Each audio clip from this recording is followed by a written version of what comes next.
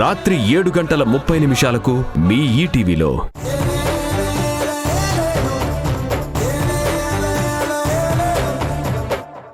ఏమిటో వదినా, అన్ని అరిష్టాలు ఆటంకాలు కట్టగట్టుకుని వచ్చి మీద పడిపోతున్నాయి. దేవకి గారి ప్రాణాలకేం ప్రమాదం లేదు కదా?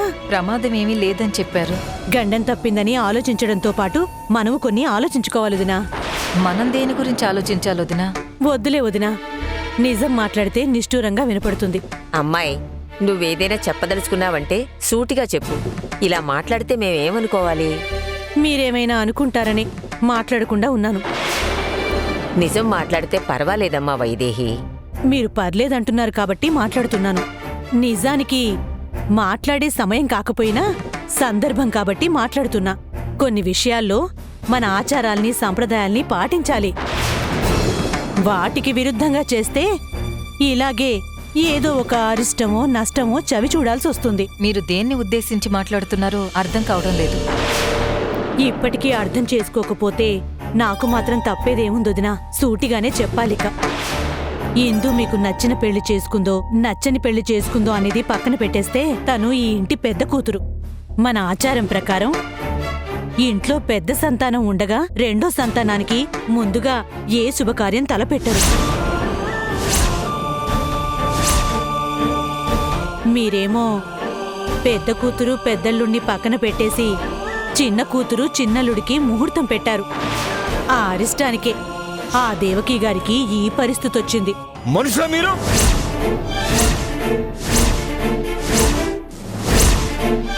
ఏం వాగుతున్నారు? ఏళ్ళు వస్తే సరిపోదు, వయసుకి తగ్గ బుద్ధి ఉండాలి. బుద్ధి లేని మాటలు మాట్లాడితే మర్యాదగా ఉండదు. అదేంటి మావయ్య గారు, మీ వియ్యపురాల్ని ఇలా అమర్యాదగా మాట్లాడుతున్నారు? మంచి మర్యాద సమయం సందర్భం తెలియకుండా పిచ్చివాడు అవుతున్న మీ అమ్మకి నేను మర్యాద ఇచ్చేదండి. ఏమండి, దయచేసి ఊరుకోండి. ఏంటి ఊరుకునేది? ఎవరింటికి వచ్చి ఎవరిని అంటారు? అన్నయ్య గారు, ఇదేం బాలేదు చెప్తున్నా. వదినా, దయచేసి మీరు కోప్పడకండి. ఆయన తరపున నేను క్షమాపణ అడుగుతున్నాను. రమణి, సిగ్గులేదా నీకు?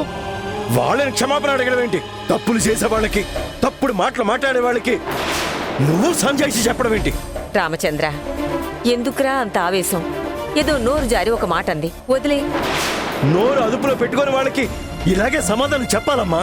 నా బిడ్డకి శుభకార్యం ఏర్పాటు చేశారని ఇలాంటి వాళ్ళు కళ్ళలో నిప్పులు పోసుకోబట్టే అలాంటి అరిష్టాలు జరిగాయి. మీరు మీ పెద్ద కూతురు విషయంలో చేస్తున్న అన్యాయం తెలియదు గాని మీరు నన్నంటున్నారా? అత్తయ్య, మీకు దండం పెడతాను, దయచేసి మీరు మాట్లాడకండి. మాట్లాడకుండా ఇలా ఉంటున్నందుకే నిన్ను మమ్మల్ని పురుగులు చూస్తున్నట్టు చూస్తున్నారు ఈయన. ప్లీజ్, మా నాన్నకి ఎదురు మాట్లాడకండి. ముందు నేనన్నానా మీ నాన్నగారన్నారా? అత్తయ్య, మా నాన్నకి నేను చేసిన ద్రోహానికి నన్ను జన్మంతా శిక్షించినా తప్పు లేదు. దయచేసి మీరు మాట్లాడకండి. రమణి, ఈ డ్రామాను ఆపేసి మర్యాదగా బయటికి వెళ్ళమని చెప్పు. ఏంటి, మమ్మల్ని బయటికి వెళ్ళమంటారా? అమ్మా ఊరుకోవే. మావయ్య గారు, మా అమ్మేదో బాధలో తెలియక మాట్లాడింది, క్షమించండి. అందితే జుట్టు, అందకపోతే కాళ్ళు, ఇవన్నీ నా దగ్గర కుదరవు. మర్యాదగా నా ఇల్లు విడిచి వెళ్ళిపోండి. ఏమండి, ఏంటండి ఆ మాటలు? రమణి, నువ్వు మాట్లాడుకో. వీళ్ళని భరించాల్సిన కర్మ నాకేంటి? మాకు కూడా మీ మాటలు ఈ అవమానాలు భరించాల్సిన కర్మేంటి? అంత పౌరుషమైన వాళ్ళైతే బయటికి వెళ్ళండి ముందు. మేమేమంతా సిగ్గు శరం లేకుండా బ్రతకడం లేదు. వెళ్ళమని చెప్పాక కూడా ఇక్కడే ఉండడానికి పౌరుషం లేని వాళ్ళం కాదు.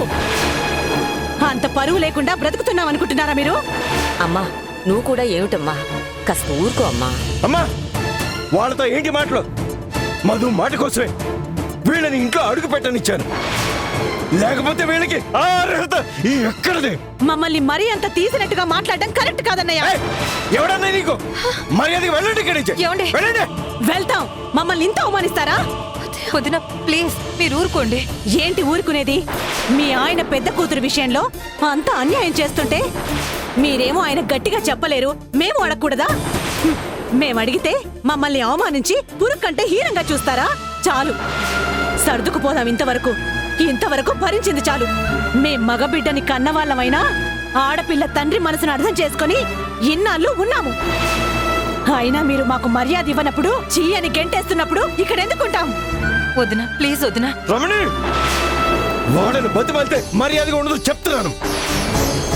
అయినా వాళ్ళని వెళ్ళిపోమన్నాను కదా, ఇంకా నా ఇంట్లో పనికి మన డిస్కషన్ ఏంటి? వెళ్ళమను. వెళ్తామండి. నా కొడుకుని రానివ్వండి, వెళ్తాము.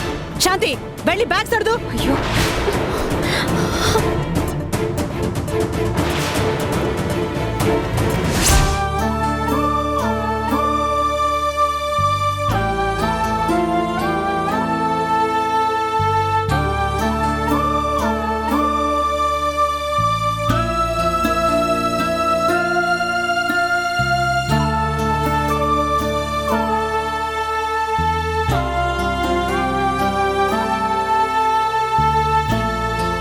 అమ్మా, పెయిన్ కిల్లర్ ఇంజెక్షన్ ఇచ్చాను సార్, అందువల్ల కాస్త మగతగా ఉంటుంది.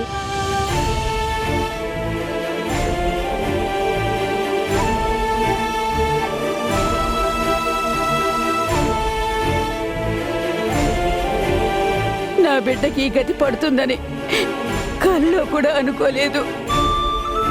కోరి ప్రాణాల మీదకి తెచ్చుకుంది. అమ్మా నువ్వు ఊరుకో.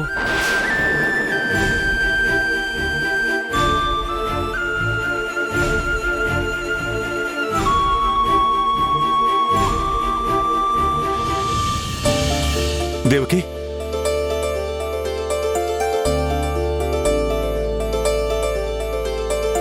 దేవకి, అమ్మా, అక్క, అమ్మా, ఇప్పుడు ఎలా ఉందమ్మా? నాకు బాగానే ఉంది నాన్న. భగవంతుడా, అసలు అంత అజాగ్రత్తగా ఎలా ఉన్నావు దేవకి? నీకేమైనా అయ్యుంటే మేమంతా ఏమైపోయి ఉండేవాళ్ళం? మిమ్మల్ని, నా బిడ్డల్ని వదిలి నేనెక్కడికి పోతానండి? ముఖ్యంగా నన్ను వదిలి నేనెక్కడికి పోగలను? అమ్మా, భయపడ్డావా నాన్న? భయపడకు, నాకేం కాలేదు. నేను బానే ఉన్నాను. బానే ఉండడం ఏంటి దేవకి? ఏదో అదృష్టం బాగుండబట్టి ప్రాణాలు దక్కాయి. ఏమాత్రం తేడా జరిగినా అసలు ఊహించుకోవడానికి భయమేస్తుంది. నాకు ఇలా అయిపోయిందని మీరు బాధపడకండి. నా బాధ అంతా పిల్లల గురించే. శుభమా అని కొడుకు కోడలికి పెళ్ళైన ఇన్నాళ్ళ తర్వాత ముహూర్తం పెట్టాం. అది కాస్త నా వల్ల ఇలా అయిపోయిందని నాకు బాధగా ఉంది. దయచేసి అలా మాట్లాడకండి అత్తయ్య. మా ముహూర్తం ముఖ్యం కాదు, మీ ప్రాణాలు మీరే మాకు ముఖ్యం. అయినా మీలాంటి మంచి మనిషికి, మా సుఖ సంతోషాలు మాత్రమే కోరుకునే గొప్ప తల్లికి ఇలా అవ్వడం చూస్తుంటే నాకు అసలు దేవుడి మీద ఉన్న నమ్మకమే పోతుంది. తప్పమ్మా, అలా మాట్లాడకూడదు. దేవుడెప్పుడు మనకు మంచి చేస్తాడు. కాకపోతే నా వల్ల ఈ ముహూర్తం తప్పిపోయేలా చేశాడు ఆ దేవుడు. అదే నాకు కాస్త బాధగా ఉందమ్మా. చాలే ఊరుకో దేవకి. వీళ్ళకి 6 నెలల వరకు ముహూర్తం పెడితే ఇంట్లో ఏదో ఒక పెద్ద ప్రాణానికి ప్రమాదం ఉందని సిద్ధాంతి చెప్పినా కూడా ముహూర్తం పెట్టించారు.